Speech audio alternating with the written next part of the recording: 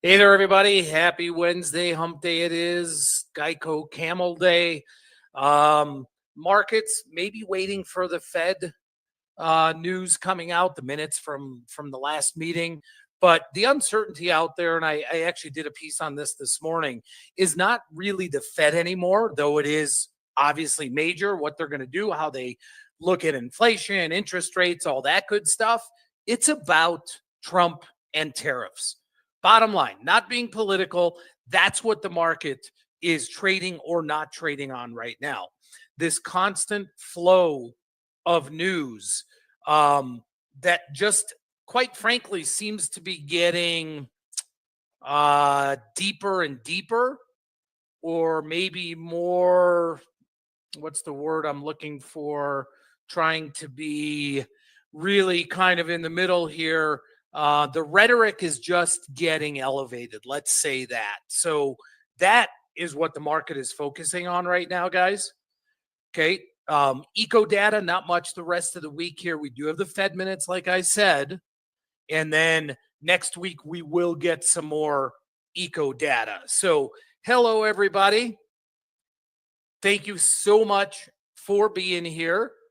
Before I start, I want to get 15 smashes before we start. I know it may sound repetitive to everybody every day because I say it, and it's like I'm just pulling teeth to try and get these smashes and these likes here.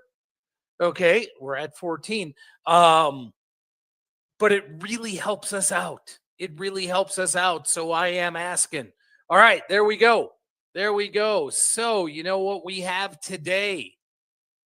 Yes, we are going to talk about something called a protective collar. Okay.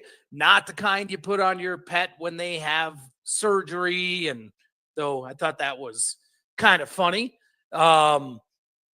We've all probably been there. Anybody that's had a pet probably has been there. And it's not the kind that my wife has around me, knowing where I am at all the time.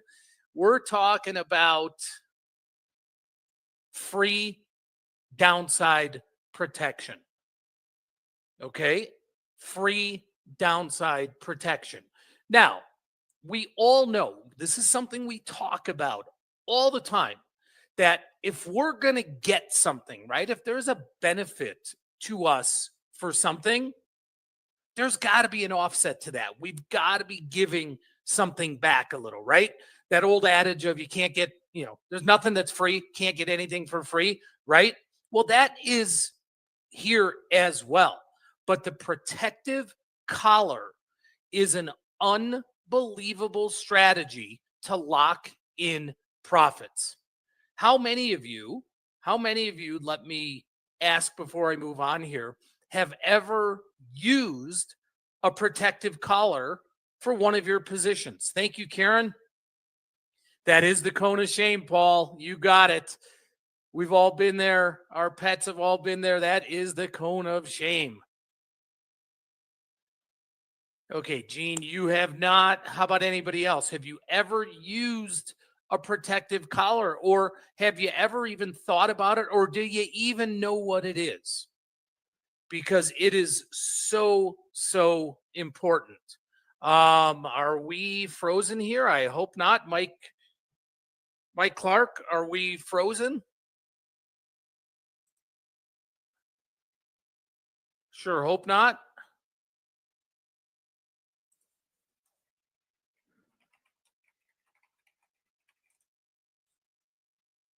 I don't think we are.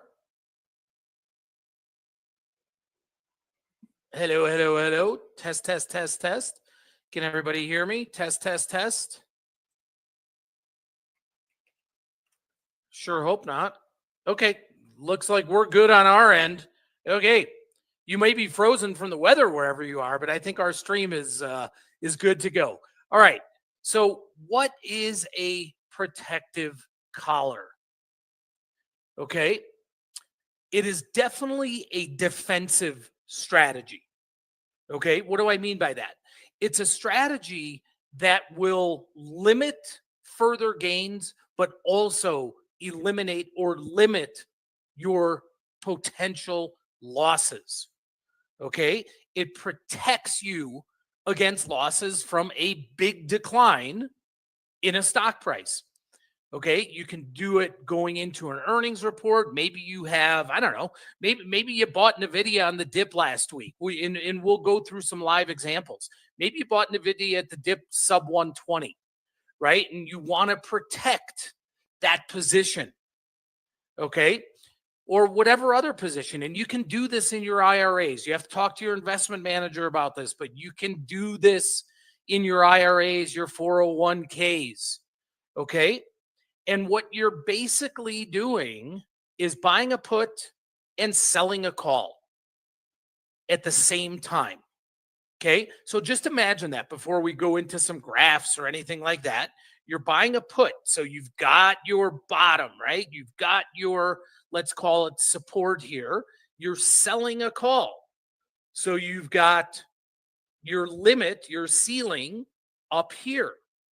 And the ideal situation to do this in, okay, is when you do this for no out-of-pocket cost, literally zero transaction. I'm going to show you how to do that.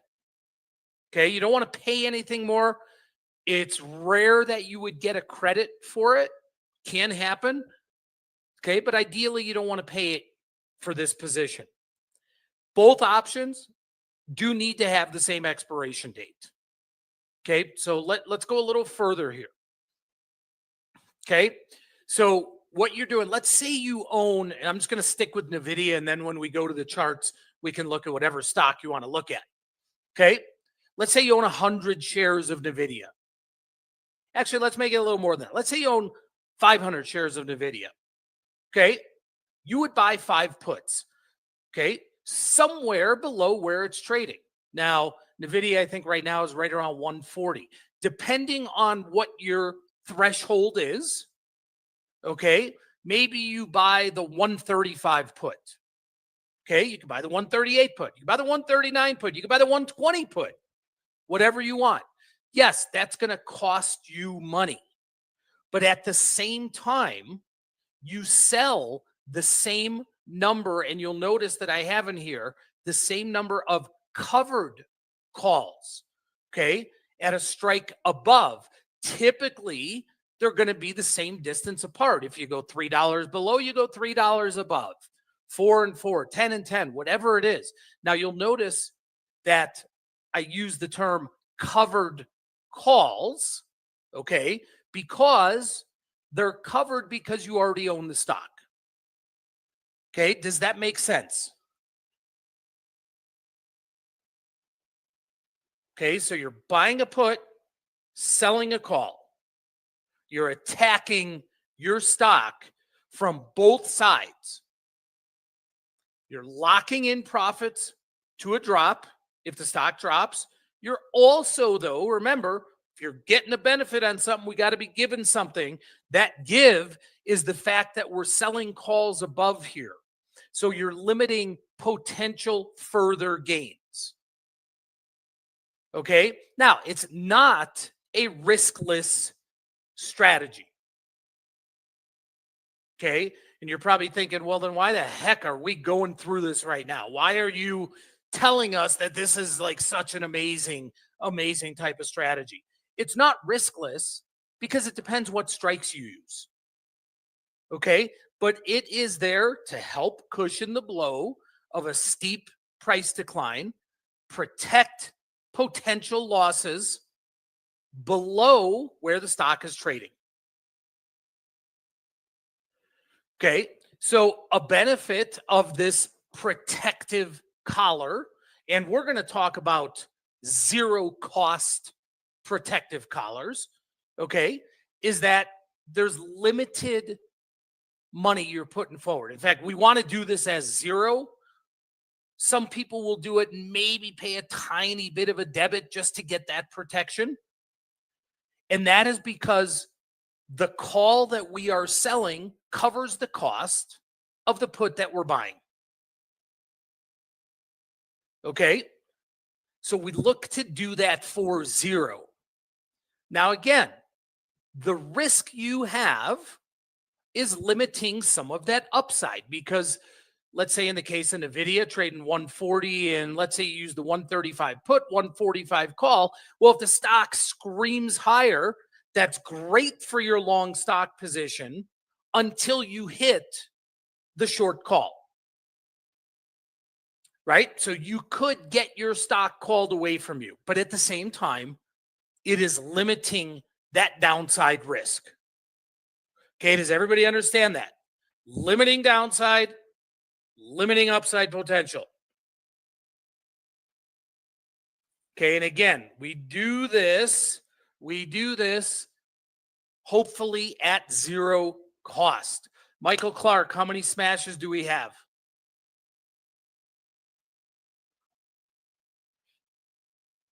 And Harris, for no particular reason other than I just saw your name pop up on a yes. Give me a stock you'd like to look at to put this type of position on, Harris. We're at 31. Okay, that's good for now. I'm going to move on. Give me a stock, Harris, you'd like us to look at. Okay. And before we do that, here is our word of the day. All right, Harris, I don't know if you heard me or not. HST. Okay. We will look at HST. Let's do it. Okay. Now, sure. I mean, it's $17 stock percentage wise, whether you're a dollar away from here, which is about 5% or 8%, or whether we use a $500 stock. Let's use a little bit higher priced stock here. Okay, let's use a little bit higher price stock here. And you know what? Let's stick with NVIDIA. Okay, let's stick with NVIDIA. So here we are. We're trading 140-ish. Okay. All right. You know what? That's a better one, Chris, because they have earnings coming up. So someone that might be long Alibaba stock, they have earnings tomorrow morning. You want to lock in. You want to lock in profits. Okay. Let's set something up here. Okay. Let's say, okay, and again, every situation is going to be a little bit different here. Let's say you bought Alibaba stock just, last week even at 110. Okay, and I'm sorry, I keep flipping this darn cord behind me. Maybe now it'll stick. There we go. Okay, let's say you bought Alibaba at 110. Okay, and you're up. It's up $16. So you're up about 15% in that right now. Great trade. Let's say you are willing, okay? Let's say you are willing to give a little back, but you want to be stopped out, meaning you don't want the stock to go below 120. Okay, you're willing to sell it at 120. Okay, so remember, one of the keys to the collar trade is both options, the call and the put, have to be the same expiration. Okay, now you can choose your expiration. You can choose the length of time you want, whether you are nervous about an imminent earnings report like Alibaba has tomorrow morning, or whether you want to let it go a little bit. So let's go out to March. Okay, let's give this thing a month, and this will go through earnings. Okay, let me blow this up here. Okay. Stock is 126. And remember, let's say 120 is your point. 120 is your point where enough's enough. I'm locking in my profits there. Well, what does that 120 put cost you? If you were just to buy that put outright, you're spending $4.25. So what you've really done is you have increased your purchase of the stock that you bought at 110 up to 114.25. Okay, is that clear?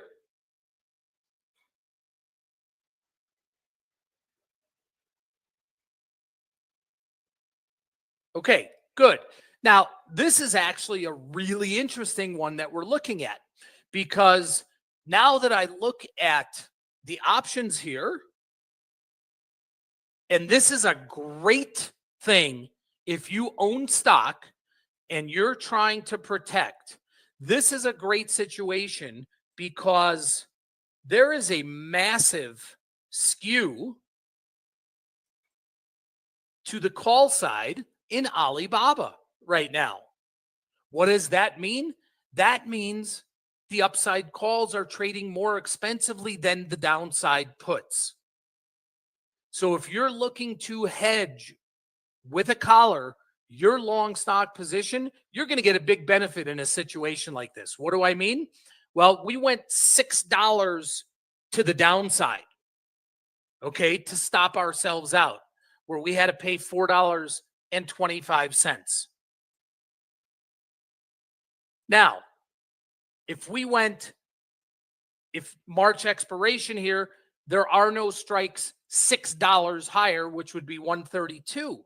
But if we went to 135, we could actually collect more money selling that call than what we are paying on the put.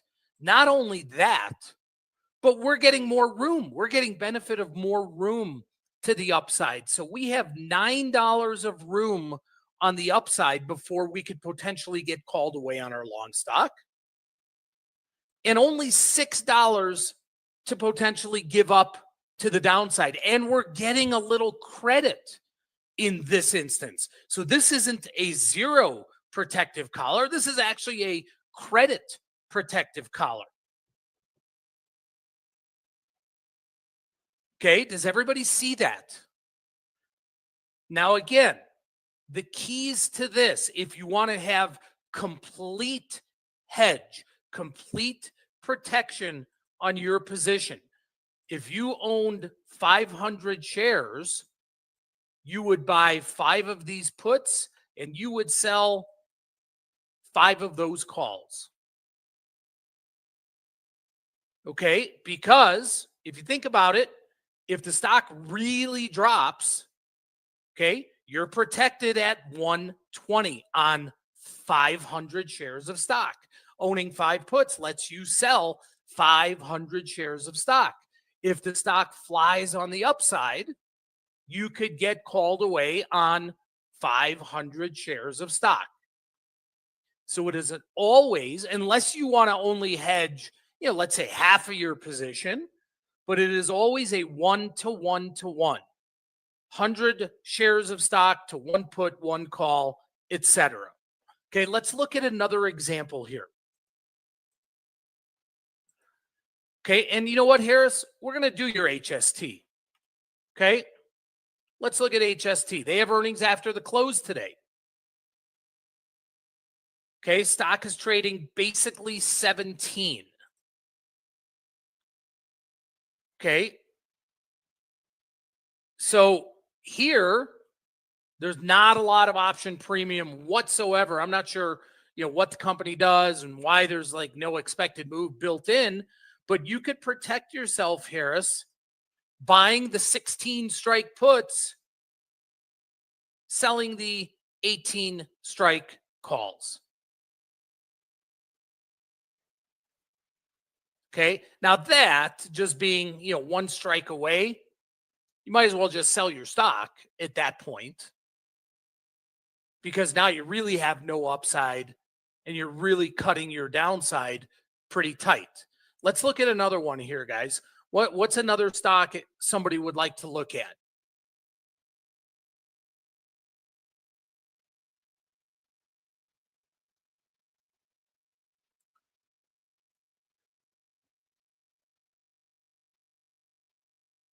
Anyone? Anyone? Okay, CELH. That's going to be kind of the same thing, Dave. I know you mentioned it before. It's a really, $20 stock, $26 stock. They have earnings tomorrow. Let's look at it. Okay, we could go out. Let's go out to March.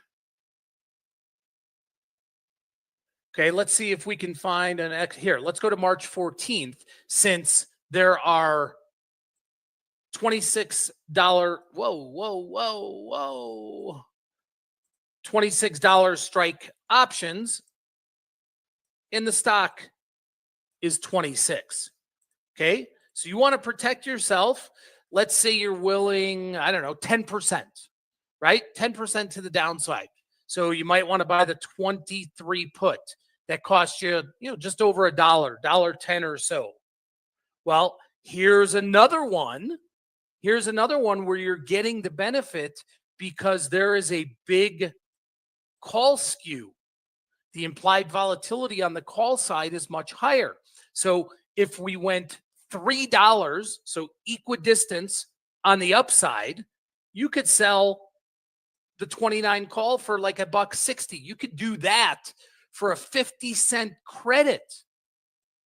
If you wanted to do for zero and just get more room to let your long stock go on the upside, okay, where does that same $8, $10 come in? That comes in right here on the 31 strike. Dave and everybody else, you can do any time frame you want. Okay, because typically in a collar, theta has no bearing whatsoever, because there's going to be the same typically extrinsic value on the call and the put. Volatility, a change in volatility has no bearing, typically has no bearing, because what happens on the call side happens on the put side. So you can do it as short as a day or two if you're looking to just protect based on an earnings trade, let's say. Go out further. And let's say you did this in CELH here. Okay, let's go back here. Let's say you did the 23 put and the 31 call. Okay, you can see here, you can do that right at zero. What would be the best outcome if you own CELH stock? With this position, what would be the absolute best outcome?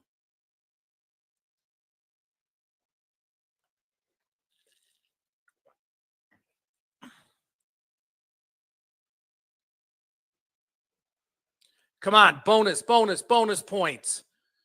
No movement would not be the best. Yeah, box guy. This is no different. This is no different than any other position we always talk about where we want the stock to move to the short strike. In this case, what happens if we move to our short strike? Our option position remains zero. We haven't lost, but we've gained $5 on our long stock. Okay. If it's anywhere in the middle at expiration from 2301 to 3099, your position's going to remain the same because both options are worthless. The thing you don't want, the worst case scenario, just like the best would be to move to just at the short strike or just below, the worst case here would be to move to 23 or 2301, because now you've lost $3 on your stock and your position is worthless, which you didn't pay anything for it in the first place. Awesome, Paul. Glad you got the t-shirt. So this is really, I would say, more of a strategy to use on a 401k or an IRA position, to lock in maybe some gains that you've had along the way, where you don't want to tell your investment advisor, your broker, to just sell the stock. This is typically used more for that than it is for an option position, but you certainly can use it for an option position. Okay. All right, guys.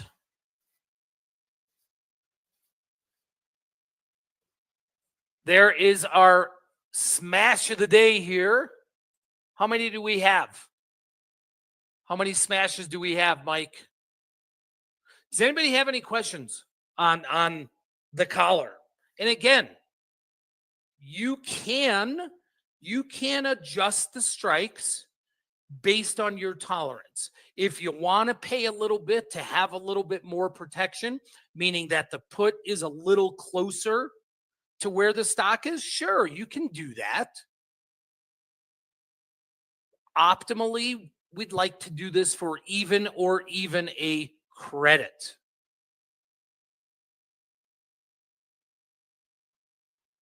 Okay. Thank you, Box Guy. We do need some more likes here. Anybody want to see another example? Just a real live in the market now example? Because we're going to be closing out the wheel here in about a minute. David, thank you very much. Appreciate that. I'm hoping that you smashed. Okay, Thomas, let's go back here. Let's say CELH went to 20 at expiration.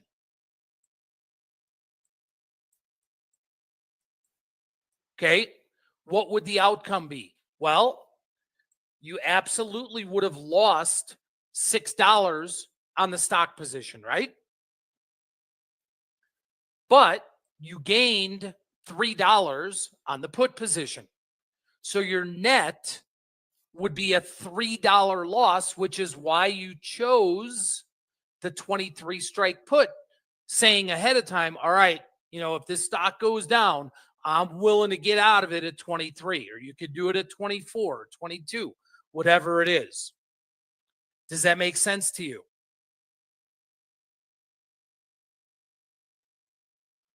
We'll look at one more, Frank. We'll look at Marvell in a moment here. Just want to make sure that this made sense to Thomas.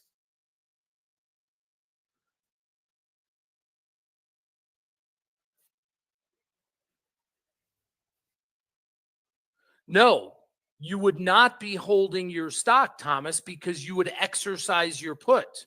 You could, if you want, like Gene just said, if you still wanted to hold your stock position, you could just sell out the put for a gain on the put. But by exercising your put, that would take you out of your stock position.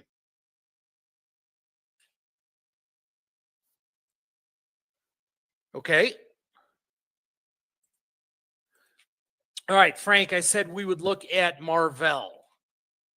Okay, Marvell is trading 111 bucks. Okay, Frank, is there a certain time frame you want to look at? They have earnings in 2 weeks. Maybe you're looking to put this position on as protection on earnings. Okay, earnings are March 5th. So let's look at March 7th. Okay, stock is trading roughly 111. I don't know what, potentially your cost basis is, 190, 105. But let's say you wanted to protect your gains in your stock and you wanted to keep it real tight. Okay. You weren't worried so much about more upside, but you really wanted to protect those gains. So let's look at something like on the 108, saying, I only want to give back potentially $3. Okay. Your put, the 108 strike, is going to cost you $5.50. Where is $5.50 on your call? 116. Okay, so you could do a zero cost protective collar here. Not going to cost you anything. You're not taking anything in, but you're not paying anything. And this position would stop you out at 108 on the downside. So you'd have roughly $3 loss on the downside.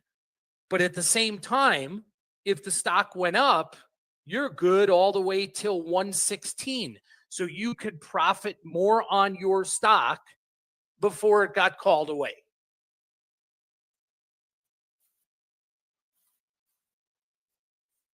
Does that make sense?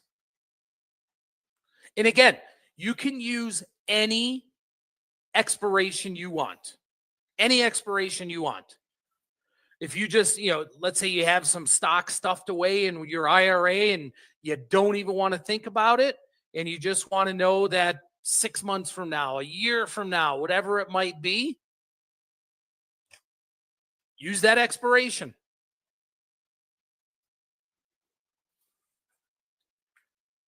Does this make sense to everyone? And also keep in mind, everyone, just from a public service announcement, education standpoint here, if you ever want to go back and review one of our market minds, one of our education sessions that we have here, just go to the YouTube page. They're all there. Okay, they are all there.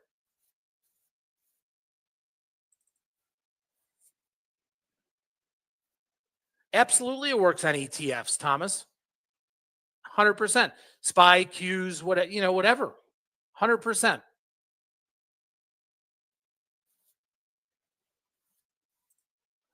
Okay, guys. Wheel time. Wheel time. Wheel time. Are we ready? Let's give it a whirl here. Is it going to be Marilyn, Mark, McCarty, Mike, Nancy? Who's it going to be? Come down to Mike and Nancy, and it is Nancy. Nancy, didn't you just win end of last week?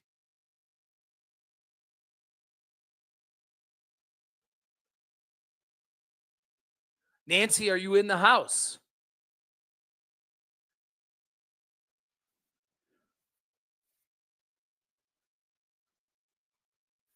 Uh-oh, did Nancy...